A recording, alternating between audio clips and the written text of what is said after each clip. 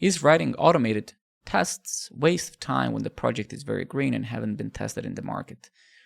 I'm gonna have to be real, as I always try shoots them. There's no really other way to write tests than write them at the time of implementing things, right? Test-driven development, behavior-driven development is not something that you do because of others.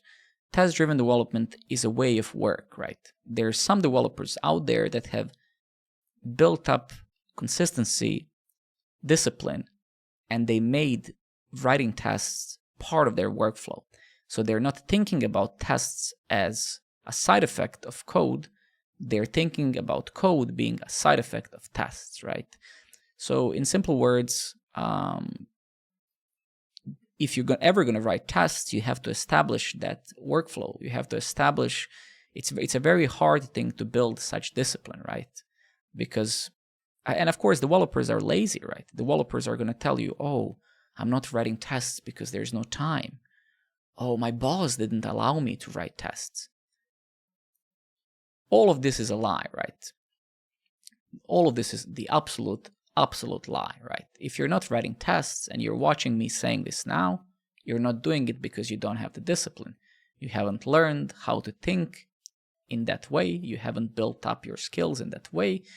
And the only person who's fault for not writing tests is you, right?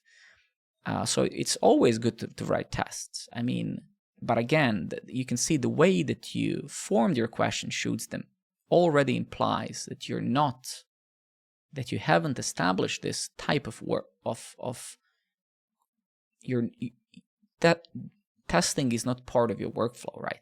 And testing is not part of most developers' workflow, right? But the only time to write tests is now. Because the biggest fallacy in programming, or one of the biggest fallacies in programming, is like, let's just build it, we're going to test it later.